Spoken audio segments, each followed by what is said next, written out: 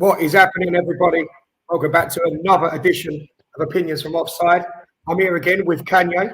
Kanye, feel it? How we doing, mate? Kanye, feeling good. feeling good. Yourself? I'm sweating, man. As you know, over here in the Canaries, it is sweltering today. The last podcast, I had a little fan, and I was trying not to let the microphone pick it up. But today, I'm braving it without a fan, so I'm sweating, mate. Risky business. I've got the door open. I was going to open this window, but I thought, no, just in case someone's outside. Noise thing, isn't it? Noise. Yeah, that's it. Lots to talk about today. Where we're going to start? Yeah. Start off, Lever, with the classic. So you've played football before. You've played at a good level. What is your best position? But also, what is your favourite position to play? What, now or when I was decent? Both. Let's start with when you were decent. Right, okay. When I was decent, which would have been under 20, I imagine. I started off from at the beginning, whenever I was playing for the school and whatever, and then I played for the West Ham's youth team. But then I was a centre forward, and I played for the school as a centre forward. And I remember going to a trial at West Ham, and we did all the drills and that, and I played all right. And then during the match, he played me at centre midfield, and I didn't play that well, and I was really disappointed. And then the next week, we did all right in the drills, and then he played me up front in my position, and I was making the runs and everything, and getting in the right positions, but the ball just wouldn't fall for me. And I remember, I'll never forget, the ball coming over, a through ball, and the goal coming out, and it just seemed to take forever to come down. And I don't know why. Bear in mind, I'm about 10. Right, I got so impatient with it, I just dragged it out of the air and put it in, and obviously it was a handball. And I remember walking home with my granddad being really disappointed, saying "Oh, I didn't score, I didn't play well." And my granddad was like, "Look, a good coach will recognise the positions you got in. A good coach will recognise the runs you made, whatever." So, he said, "I still think you're going to get picked, even though I didn't fall for you today." It was full of shit because I was in the B team. I was in the B team for a tournament we had. We had a 5-a-side tournament, and I was in the B team. I know I scored 3 in that game, so then I went back into the A team. So I started off as a centre forward, and then during secondary school, I played for a team outside of school. But our school didn't have a football team until the last year, because our school, we had any cricket team, rugby team, they just were fighting with the other schools, so we weren't allowed it. But we had a team in the last year, and I ended up playing centre mid, and I really enjoyed that. I really enjoyed playing centre mid. By then, I mean, you know this, my nickname was Mulby, because I wasn't that quick. I was a bit chubby. But you gave that yourself. It doesn't count. Well, apparently, I was skillful, good on the ball, long passing, whatever, set pieces. I used to take the penalties. But I just weren't that quick when I was in my teen years. So that was my favourite position. But then with centre midfield, you're constantly, again, we were talking about the other day, you've got to be up and down, up and down. You're starting attacks off. You're trying to get in the box to support the finish, support the strikers. As soon as the ball's goes back to them, you've got to get back in the middle, try and win the headers. Then you've got to get back to defend. And that was that. I didn't really enjoy that, but I played a one-off game against a team called Beauchamp, which was another school. And they were quite famous at the time. They did quite well. And the teacher stuck me out on the right wing. And that was the best game I ever played, I think. That was the one I enjoyed the most, despite not being that quick. I think it was more Beckham-esque, with them getting a bit of space, putting balls over. Well, I suppose if you played up front, there's nothing wrong with that. If you played up front, I'm guessing you would know from out wide where, as a forward, he would want the ball. Yeah, I knew perfect. Yeah. I can understand that. So you'd say your best position under 20 would have been right mid. That's where you had your best game. But you would prefer to play as a striker, as a 9, as a 10. Yeah, but as I got older and chubby, I didn't have the pace. Do you know what I mean, to play up front? I mean, I weren't slow, but I just weren't you're going up against kids that run for the district and that. Yeah. You know what I mean? I had to adapt my game. Okay, so what about now then? People might not know, but I've been trying to get you back into playing again, a little bit 5-a-side, 7-a-side with the boys. You've had one game, a little bit. How did you find that? I'm fat and unfit. To be honest, I did try and put myself about, and I spoke to you about it, and I said to you, can you see that I know where I'm supposed to be and I can read the game? But my body, because I haven't played for so long, my body's not reacting to where my brain wants it to, and nor is my touch.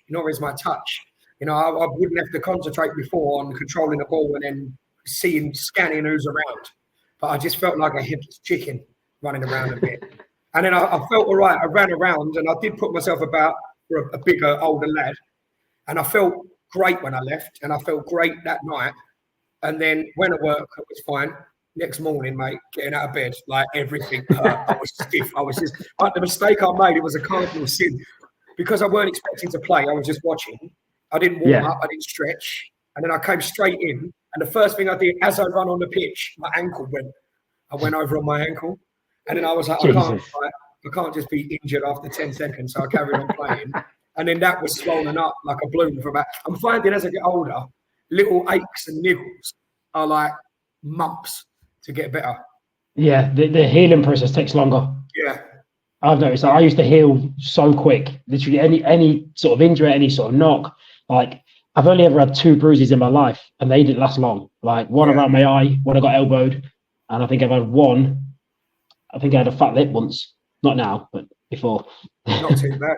I was going to ask you, what's your worst injury, but you've answered that. What's the worst injury you've seen? I don't mean on TV. I mean with the team you played with. Worst injury I've seen, I caused both of them. So basically, well, not even. So basically, I was playing for the Saffron Dardar Reserves. I think I would have been 17. And I'd been out the night before, as you do. Gone to work, gone to football, and had a bit of a stinker first half. Not the best, but what had put me off in the game, there was a centre midfielder. He'd elbowed me like in the jaw, and he'd put me off. And then the manager just threw water on me at half time. Like, what are you doing? Like, what are you doing? You're better than that. Stop. So, all right, fair enough. We've had kickoff. I've turned, ran at the team, knocked it past one, rolled it to the person who had elbowed me, and just gone straight through. Like, so literally gone, straight through. No studs up, just one of those, like I think he knew it was coming. One of those.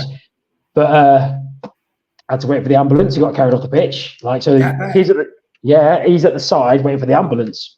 Game carries on. I've got the ball out wide, and this big oaf of a centre back's been dragged out. I've gone to cross the ball. It's clipped his thigh and gone directly above his head. So I've stepped back, gone to power a header across the goal, as like a cross header. He's got there first, and I've just clattered into his face. Like, I think his nose broke. He was out cold. Like, another ambulance on the way. Those are the 2 worst that I've been involved in. I think the worst one I've seen has got to be like ligaments. Like, just usually there's nobody around them. It's just horrible to see. There's no one near them, no one around them. You just see their knee go. One of the worst ones I've seen was my friend Jay Bradley. Like, he was such a good footballer. He was about 34, 35 when I was playing with him, and he was just so good. You could see he had it. He had the mind for it. And then his knee ligaments went, and he's just no one near him. Just a quick turn, sharp turn, and he's just gone, just collapsed to the floor. Like, it's just horrible to see someone so good just in pain. And then when he come back, like you say, a year out, or just over a year, I think it was, and he wasn't the same player. Yeah, it was harsh to see. I mean, I've only ever had, I think, 3 half serious injuries, and only one of them's ever kept me from playing. So, and that was when I done my ankle. I strained all my ligaments in my ankle.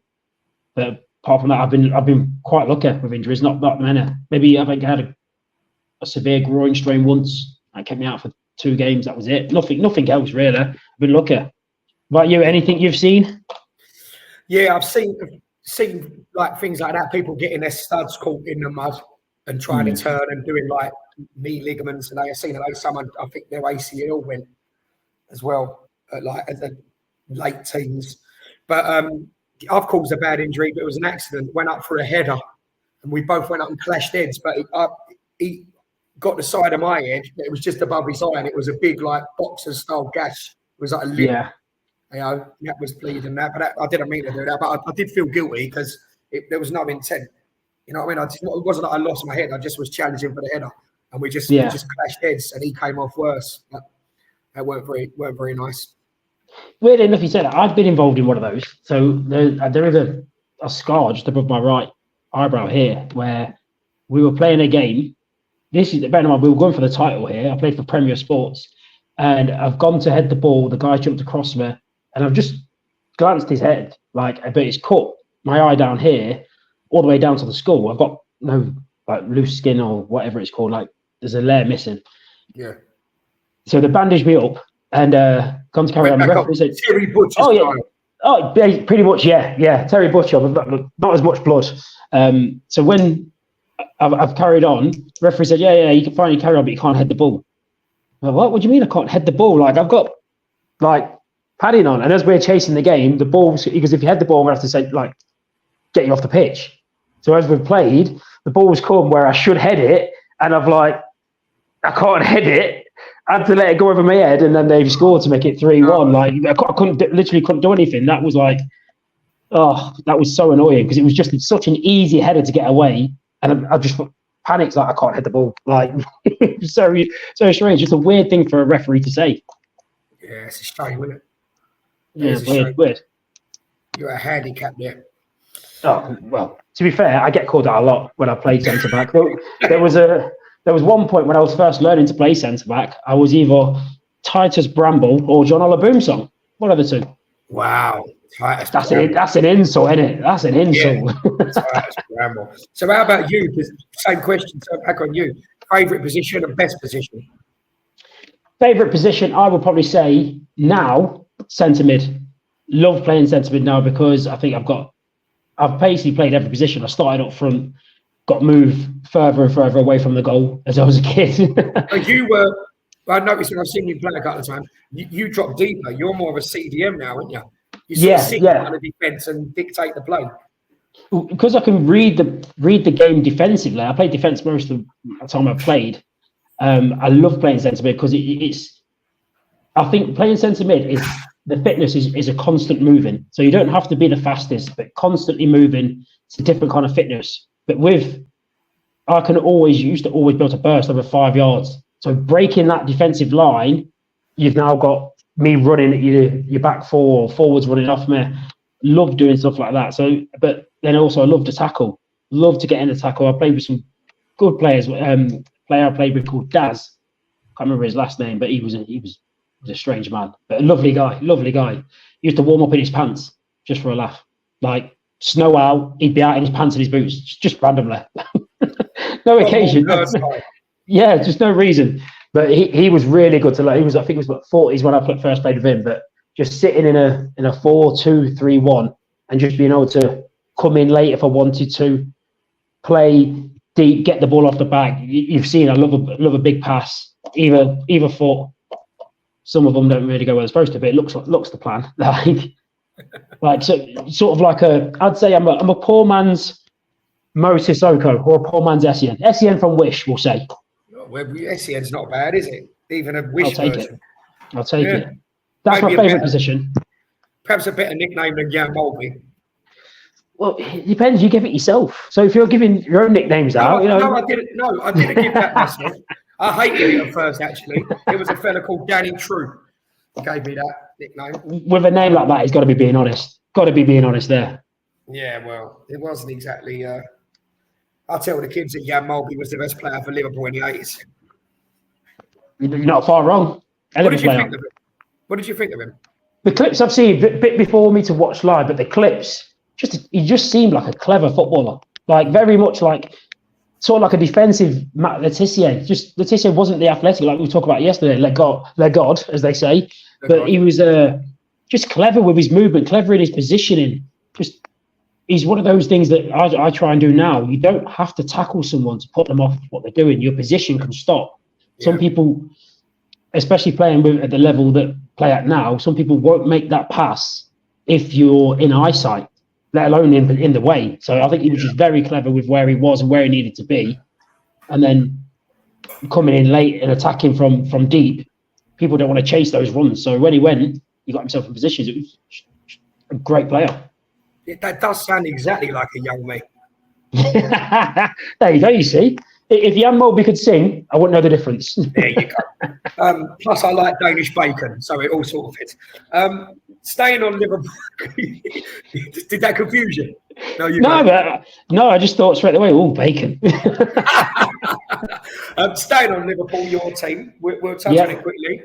What do you think of Arne Slot? And do you think he's going to live up to Klopp? And what's the differences you're seeing straight away? I don't think he will live up to Klopp. I don't think with what Klopp's done. I mean, people I speak to say, yeah, he's only won one title in nearly 10 years and whatever. But you have to think, a couple of results.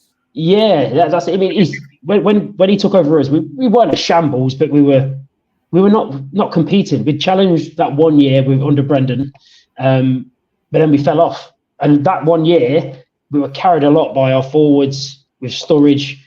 Suarez, I think that was one of the years where just things clicked for us and things went well, and we still couldn't win it. But when he's won Champions Leagues, he's won FA Cups, League Cups, he's won the league for us, and consider how long we'd waited, I don't think Slot couldn't consider himself to be the next Klopp. I think he has to be Arne Slot. Yeah. So looking at the pre-season friendlies and the way that we've changed our play, we're not as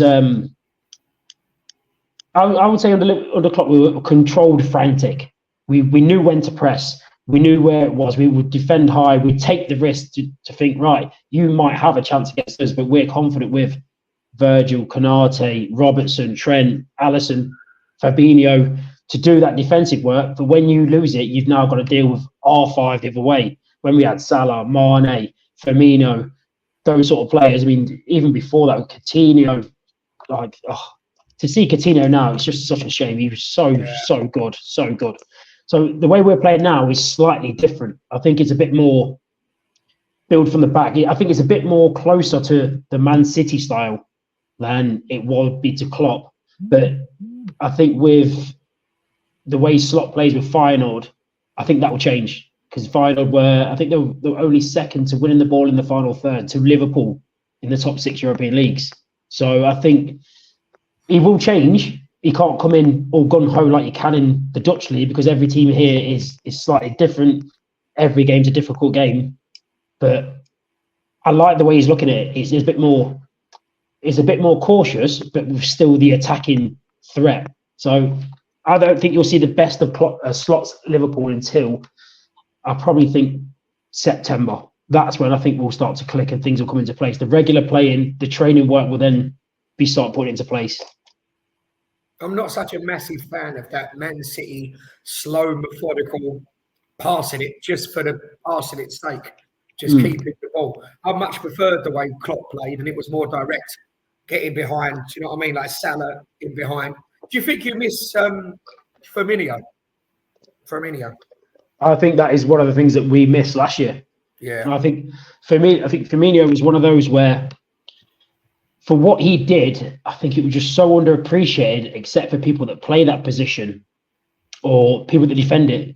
As a defender, he would have been an absolute nuisance to mark. You don't know whether to go up to him and leave a gap behind or sit back and let him have the ball when he's dangerous. Yeah, exactly. And then because of the way our wingers played at the time, we've got Diaz now or Jota, for example. I think we missed Jota a lot last year. He's so clinical. But coming in from that left, so as you've got Firmino coming out as a centre back, if I step in, I've left the space. If I stay where I am, he's now got the space to pick up the ball and turn. And when we had Szoboszlai already occupying sort of the 8/10, the holding midfielder has to look at that. So I think a player like Firmino, I mean, I would have loved when Firmino left. I'd have loved us just to gone for a risk and go, you know what? Let's maybe look at Kane. I think Kane would have worked in our system. Or even a Benzema. Benzema would have worked in our system. Those two were those sort of people that did that. But Nunez is just a completely different kind of threat. He's just a bloody nuisance. You see some of the chances that he misses, and you think, okay, it's missable. You can understand that sometimes you miss things, but then he'll go through one-on-one and just dink the keeper, like on the move, running at full pace. It's such a difficult skill to do. Like, Firmino is one of my favourites. That's who my dog's named after. Oh, didn't realise that. That's who Bob. Wee Bobby's named after Firmino. I didn't realise that. Antonio's a lot like that. If he's got time to think, mate, he'll blast it in row Z. If he's running from the halfway line one-on-one with a keeper, I'm not confident he's going to score at all. If the ball drops to him and he's just got to turn in it or react and think it, he'll do it. So frustrating because he can do it, and you wonder where that technique goes. I think it's psychological. He's got too much time to think. Yeah, maybe it could be. Maybe he's just one of those where he's just a natural footballer. With his training, you take it to another levels. But the minute he has to not use his brain, that's a harsh thing to say. But when he has that, right, what am I doing here? Maybe that's where he confuses himself. Maybe he double checks in his mind what he's going to do. Maybe I shouldn't do that. And then the minute the keeper does something unexpected, oh, what was I going to do? The keeper should be here now. But you'd think with all the training and, I mean, I'd imagine your strikers would be doing finishing training at least 2-3 times a week. Like, it's your bread and butter. Your movement, your finishing training, left foot, right foot headers, they would be the bread and butter you'd expect. Like, so, I don't know, maybe that's one to speak to some of the strikers. Maybe we can get some strikers to get their opinions on that. Yeah. I couldn't score. No, I mean, he's not technically very good, is he? He's another one. He's a bulldozer. He's a nuisance.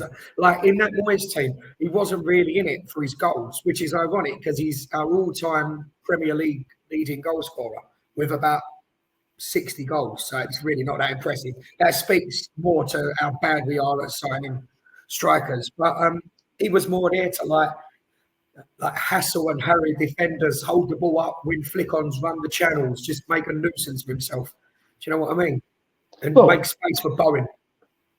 I think that's part of your attacking threat. Like, it's bearing in mind that we've spoken a little bit about centre backs and how good, like, say, the Carvalho and Terry combination was. Imagine just, right, I'm not going to threaten your goal. I'm not going to threaten your goal. I'm just going to bully you. You're going to have no time. Anything comes up, you're going to have to fight for every little thing, every little scrap. You're going to look out for where I am every time. You're not going to see Bowen coming in this side. You're not going to see Kudus coming from that side. You're not going to see Paqueta coming in from deep. You're just going to be too occupied with where is he? Where is he now? Or, all right, he's over there with Terry. Well, how do I sweep round? If he spins Terry, I've got to cover. I mean, the best one I've ever seen, which was ironic, when I played for my football team in England, Saffron Dynamo, we went to watch a Leicester game. I think it was Leicester Wolves. And we watched Adi Akinbaye, who Leicester signed as a record signing, $5.5 million, and he wasn't a bad player. He just could not score. Like, he struggled so much in front of goal. And then he left. I think he played for Wolves, or we bought him from Wolves. He might have been at, can't think of the team to play with, but I remember playing him. Leicester had 3 centre backs, and he occupied all 3. Yeah. And any time the ball came up, none of them wanted to get near him. He was just having time to bring it down, spin, play an easy pass to someone technically better, and just run straight. I've seen him once play the ball out wide, span, ran at the defenders, and as obviously the referee's watching the play, he's just ran into the centre-back, collapsed into him, stumbled over, and then just went on to the next one while he's on the floor. Like, he's just an absolute, like, clever play. I don't know if it was because it was against Leicester and he got so much abuse for not being able to score and he was really up for it, or he's had coaching, but he looked just a different animal, just occupying 3 centre-backs. And Leicester couldn't play out. They couldn't play out at all. They ended up going to the wing-backs, and then they would be impressed because there was 2 spare men somewhere. And it was just such a good performance from one player. And maybe that's why Antonio does what he does. Stopping, especially now, everyone wants to play out from the centre-backs. All centre-backs need to play. So maybe that's what it is. If you can't play for your centre-backs, we can occupy your left and right backs. You're pressing. Imagine him running towards you. I like them sort of beast players, though. Like, do you remember, he might even still play. Might even play for Colchester. John Akinde. John Akinde? No. Yes, I do actually. Yes, I do. You know what I remember him? Big old beast of a geezer. He was I had him on FIFA once in a career. He was taking the Tony penalty style before him, wasn't he? Looking at the keeper, Yeah. eyes on him, running up to it, waiting for the keeper to move and just rolling it in the corner. A little Google. Well, that started with those sort of strikers, bully boy strikers you had. Heskey coming in, he was. Well, I was going to ask about him. What did you think of him? I think it was brilliant. I reckon he's one of them. He's just be a nuisance to mark because he was fast, especially for his size. His early days when he was at Leicester, at Liverpool, he was so quick. And then if you get side by side of him, he was just a unit, just a little shoulder, and you're going flying. He was good in the air. He could go either side, like just looked like the athlete. But he put it together well. There's been a few players afterwards that's similar, but just didn't put it together. There was a player that Leicester signed as a replacement called Trevor Benjamin, and he had everything Heskey had, but didn't have the mind like Heskey. He just didn't have that. Yeah, he didn't want to do it. There was another player, I think he played for Arsenal. He was 6'3", and he was just a monster. Ishmael Miller, just an absolute monster of a man. But I don't know if it's true, just the way he played, it looked like it was a job to him. You know when you see footballers that you don't want to be here, and that just seems to be him. But when he turned it on, he just looked unplayable. Like, he's so quick for someone that size, such potential. Could have been so good. I think the criticism with Heskey was that it was a bit of a meme, like a bit of a joke. He couldn't stay on his feet. It was like he was playing in ice skates, and he had a phaser scoring, especially at Leicester. But then he weren't that clinical, was he? He didn't score that many. He didn't seem that clinical at Liverpool, but I think I would look at the people he was playing with. Are you comparing him to, like, bearing in mind he's playing it up front with Fowler when he first went there? So Fowler's not going to do them channels like Heskey would. So Heskey's got to do that dirty work. Heskey's not going to go onto the centre back. Fowler's not going to go on the centre back and try and push him back and do the argy-bargy. So Heskey had to do it. And then when Fowler was out, Owen was just starting to come in. Again, not that sort of player. So I think that would be sort of, I would look at the partnership. What was he doing to create the space for Fowler or Heskey, or Owen to get the chances, rather than what's he doing for himself? At Leicester, he was the man. At Liverpool, you're part of the team, and there was players like Owen was Ballon d'Or winner. Like that's you gotta respect that as much as like his career took a quick sharp dive after the hamstring injuries after Real Madrid. Before that, what a player. What a player.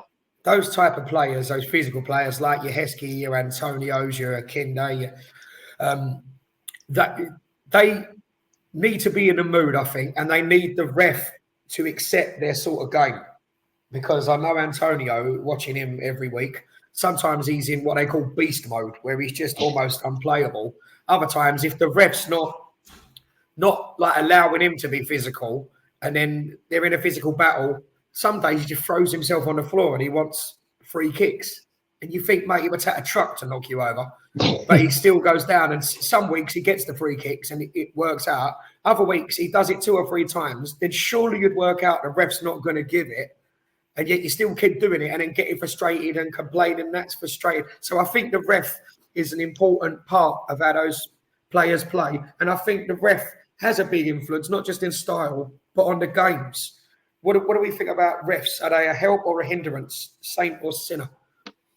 Refs, I think referees are obviously the massively important to the game. We couldn't have it without the referees. And what they do, fair play to them. Like, I know that I've had experiences with referees. Like, we spoke off camera about one in particular. We won't go into that one. But I've come up against some referees which were like blatantly just cheats. Like, not in the amateur cheats. Game. I was going to say, you get it a lot. I played a cup semi-final, and the ref had a car accident on the way to the game, so they're scratching around to get someone, and it was one of the dads from the other team. Yeah, it's like, just obviously the game goes on, but like I'm always a believer in, like, with referees, if they give what they see, that's completely fine. Completely accept that. If you've not seen it, completely understand. And being consistent. It's when it one thing for another. I remember once I got given a yellow card for dummying a free kick. How do you get a yellow card for W in a free kick? Was it before the whistle though? Was it before the rest whistle? No, he blew the whistle, but according to what he said to me, you've run over the ball because the defence have ran out, so you were trying to trick them. I don't need to take the free kick. I can run over it. That's the idea of a double. Yeah. So I got a yellow card for that.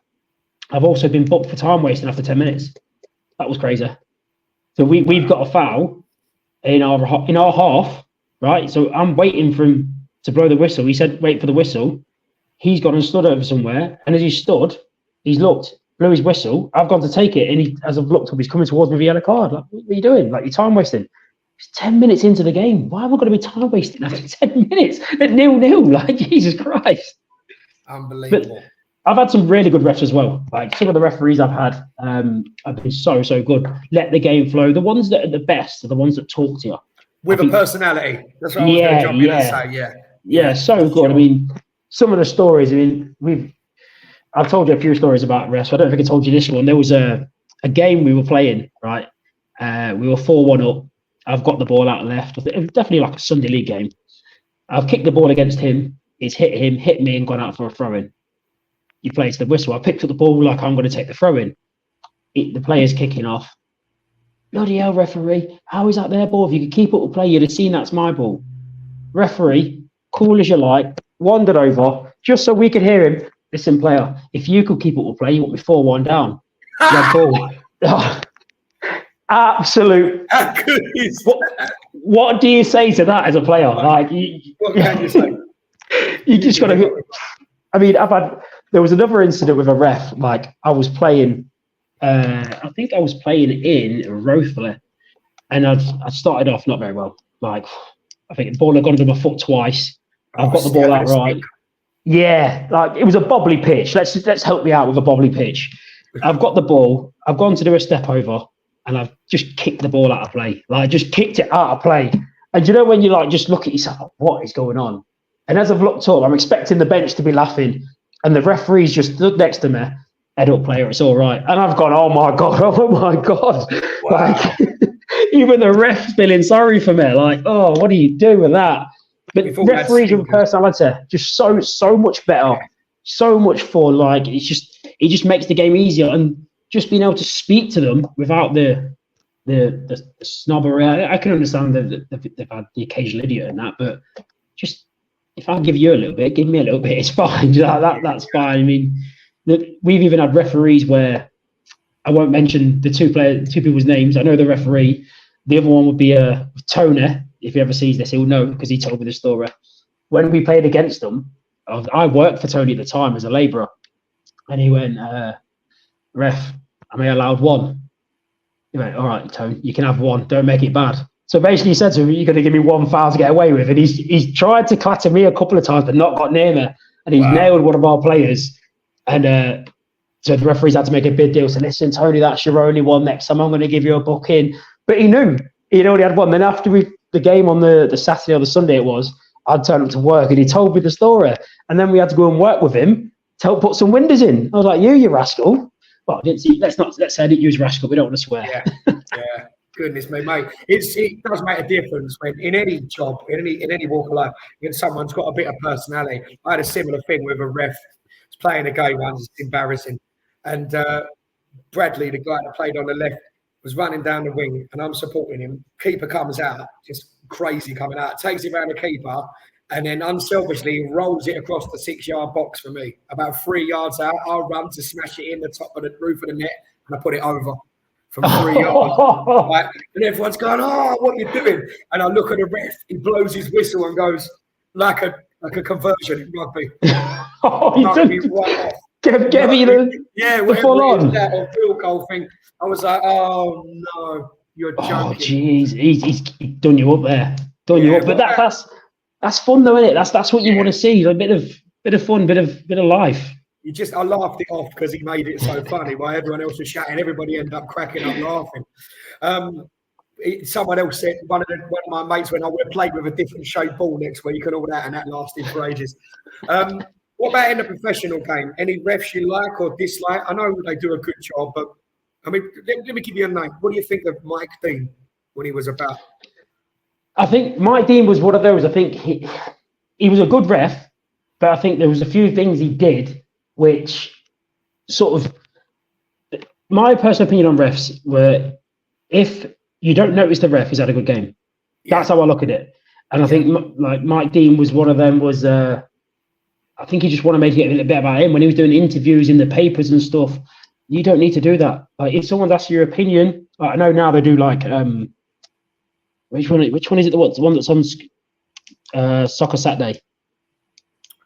Is it Peter Banks? They have the ref watch, and like he's brilliant. He's straight to the point, very straight to what they're doing. I like that. That's the best way to do it. But I just don't think, as a ref, yes, have the fun and have the banter, because all the refs I've spoken to seem fun. They seem to have that football banter about them. But you don't want to make it about yourself. Like, these people are getting paid a lot of money. Let them do the limelight, take all that critique, because what you can't have one without the other. There'll always be something to come and bite you in the arse from something else you've done.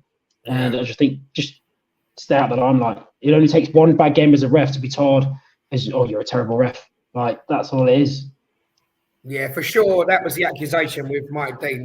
He wanted the limelight. He wanted the attention on himself. A funny character. Jasper Carrot looking character, wasn't he? Did you ever ref a game? Ever ref the game? Yeah, when I did the sports science at college, we had to do a referee assessment to make sure we understood the rules of the game. I did a couple of 5-a-side, I did a couple of tournaments. I like reffing the game, maybe because I've played so long. I understand where I need to be to see what's happening, where predicted play would be. But it's one of those, as long as I can play, I'd rather play than ref. Like, it's as fun as it is. If I mean, don't get me wrong, if now at 39, I think I might be ready to admit I can't be a professional footballer now. I think I might be ready to admit that now. If there was a way for me to become a professional referee and go through that, yes, I'd absolutely do something like that, because it looks like a good thing to do. It's useful. You get to go to the games. It'd be nice, stuff like that. But apparently, I don't know how true it is. It can take like 8 or 9 years to get to a high level referee. And I don't know how true it is. I'm not properly looked into it, but quick bit of research, and it's 8 or 9 years. There are, I think they're on about doing some expedient courses to get you there earlier from ex-professionals, which would be a great idea. Great idea. If you played at that level and you have that mindset, why not be a referee? Like, why not? I'd happily do it. Yeah, I was going to say, do you think, because there's a debate here and it's a bone of contention, do you think there is a call for bringing more ex-players into the game? Or nowadays, with the money they earn, would it be worth it financially for them? And is there a problem with like allegiances and alliances? I mean, imagine, for example, if Jamie Carragher was refereeing Liverpool versus Man United. Well, they do things like that already, don't they? When you apply to be the referee of I think the Professional Referee League, or however it's called, the LMFAO. No, that's the group. You like that one? You have to say what team, where you're from, and what team you support.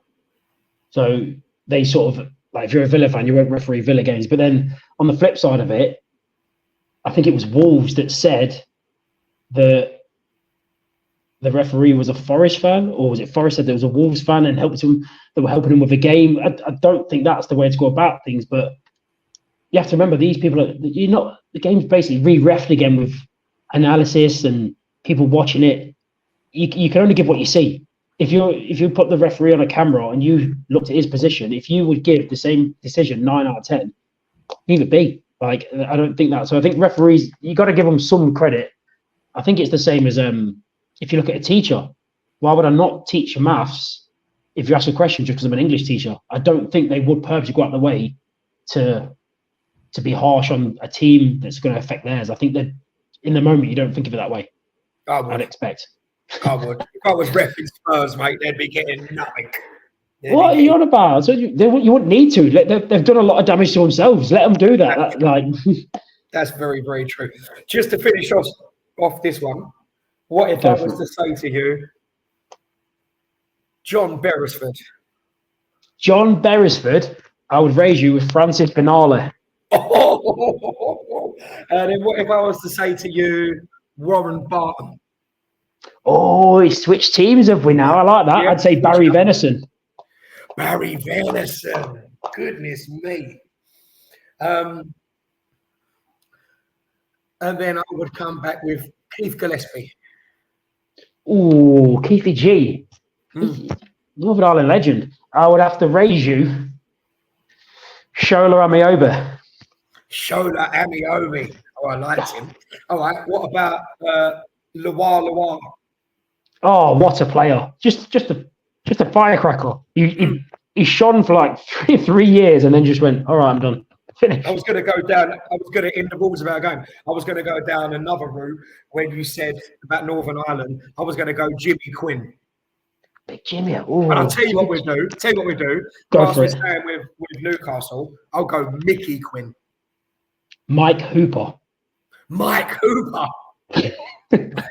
So I'm thinking of like David Ginola, but he's not obscure enough. So North Philip Albert. Let's have a think of a Newcastle obscure one. You got any more you can think of? Yeah, I've got my brother's a Newcastle fan. I can do this for a while. Do this all day. Do you want to hear the next one? The next one will make you smile because he was awful. Alan Gomor. I don't remember him. Do you remember him? He was a centre back that played for him. All right, here's one we would have seen from watching our TV from the Saudi Arabia channel. Didier Dome. Yeah, Didier Dome. Shay Given. Oh, that's a harsh one. Shay was brilliant. He was brilliant. Shay was. I thought Warren Barton was pretty good as well. When he like one point like most expensive right back in the Premier League history, something like that. I'm sure he was. Like, from Wimbledon. Yeah, in the crazy game. Yeah. But that's what when we were going down that road. I was thinking of going like Ben Thatcher and like fashion. See, originally, when you said Beresford, I thought you were going to go with Southampton. That's why I went Bernal there. Yeah. No. Yeah, I thought you were going to go the Southampton route because we were talking about Letitia yesterday. Yeah. What about, here's one for you. It's not an obscure one, but was brilliant to think of, but not that good when you actually watch it for a season. Laurent Robert. Yeah, sort of pacey winger, wasn't he? But he just could hit a ball. If you watch his highlights, he scored that like back heel bicycle thing goal. He used to hit free kicks for fun. I mean, I remember practicing to hit free kicks like that, like head over the ball, hitting the power. Yeah, on the instep to get it up and round. So good. But I mean, I was going to go with. I couldn't remember which Peacock it was. There was a centre back with long hair, and I think it was Darren Peacock that played for Newcastle. That sounds right. He looked. I couldn't think if it was Lee Peacock. I know it wasn't Gavin Peacock, but like I think it was Darren Peacock. He looked like he's a rocker. Yeah. What a player! What a player! It's me. Well, there's a few one. Yes. Yeah, well, that's another good one. We'll leave them for another episode. Anything else before we finish off, Kanye? Do you want another unpopular opinion? Yeah, go on. Give us an let's have an unpopular opinion. Right, an unpopular opinion. I looked at this one yesterday. Right, the reason why football is not as big in America is because of advertisement. Football is not an advertising sport, so it's not actually anything to do with football versus NFL. I don't like calling it football because it's not football. It's basically rugby. Soccer. Yeah, soccer. That's apparently the reason why America is not as big in the UK. In America as it is in the UK because of advertisement. Well, I hear from friends that it's not very popular because they think it's low scoring compared to their games like basketball and hockey and NFL. And their games are very stop-start, whereas our games are not. And like you're saying about advertising, that ties into it because they'll have a phase of play and then there's an ad break for 60 seconds. Yeah. Whereas you could never do that in our game. In fact, maybe you could now with the way VAR's coming in. And with more American owners in the Premier League, that's a worry. Because they also, they're people like Todd Bowley are campaigning for no relegations and no promotions. You've always got the same Premier League teams, like more stops and starts, so you can get ad breaks in and stuff, more revenue. It's just crazy. It doesn't make sense. Like Why would you say something that you've bought into and paid a lot of money to buy into? You bought it as you knew it was. If you've got ideas to improve it, yeah, completely agree. There's certain things in football you could quite happily improve, but that's not one of them. Well, here's one. I'll tell you what, we've done 45 minutes. Let's have a big episode. We'll cut this down. This is a question, right? I've wanted to ask a few people. If you could change or add one rule to the current football rule now, what would it be? I would only have offside from a line that was drawn level with the 18-yard box. Oh, okay. So you can only be offside from the 18-yard box in. Yeah. So yeah. And I would also change the rules on offside, more clarification. And I think we spoke about this off camera the other week. I would make it more black and white with what's offside and what's not. And if there's, what did we say? I think I said this and you had an adaptation on it. There should be clear daylight, like a gap, no body parts at all between the defender and the striker. Yeah, if it's crossing over. Yeah, if it's an overlap, if it's like that, that's off. That would be not. Like that. That's on. But see, I completely get that for the pace and the speed of the game. As a defender, though, if you're offside, you're offside. I've done my line right, you're offside. As a defender. That's true as a defender, but surely the idea is goals are fun. So more entertainment, more it used to be when we were playing, the benefit and the doubt goes with the attacker. Yeah. I definitely think that's changed. But I like the idea back then where it was, if you see, as the linesman seen it, sometimes he get it wrong, sometimes he get it right. If he sees it and he thinks he's on, you play to the whistle. Like as a defender, we were always taught you carry on, you play into the whistle, you do the hand up, but then you turn, you carry on. None of that. Like Barthez with Di Canio. That's exactly what I was going to reference in the cup when West Ham beat them 1-0. He put his arm up, tried to kid him, didn't he? Di Canio was having none of it. Well, one of our friends did that in a game he played Thursday night, Ali Mitchell. Oh, really? Yeah, he did that in a game. So I'll let you speak to him about that, and he'll explain the story, and he'll tell you. But man, we could bring him on, perhaps. Oh, I don't know. He's a bit weird. No, he's great, Ali. He's great. Well, this is not particularly football related, and it's a bit of an off-camera topic. But I see him recently. He looks really, really well. He's really focused. Yeah, really, really. Yeah, he is. See him doing so well. So shout out, Ali, this mate. He's hitting the gym. He's putting on some size. Good on him. Yeah, good man. Good man. His tattoos are still rubbish, but we don't talk about that. Well, listen, that's been another good one in the bag. Should we leave it there? Yeah, let's leave it there. Nice one, mate. Listen, thanks everybody for watching. Let's do a little bit of housekeeping. We're going to build this channel from the ground up. So if you can subscribe, if you can like the video, if you can comment and interact with us, let us know that all of Kanye's opinions are rubbish and that mine are brilliant. All that sort of stuff's perfect. And we're going to build it. So come with us on the journey. Thanks, everyone. For now, thank you for joining us on Opinions from Offside. Cheers, guys. Cheers, guys. Thanks.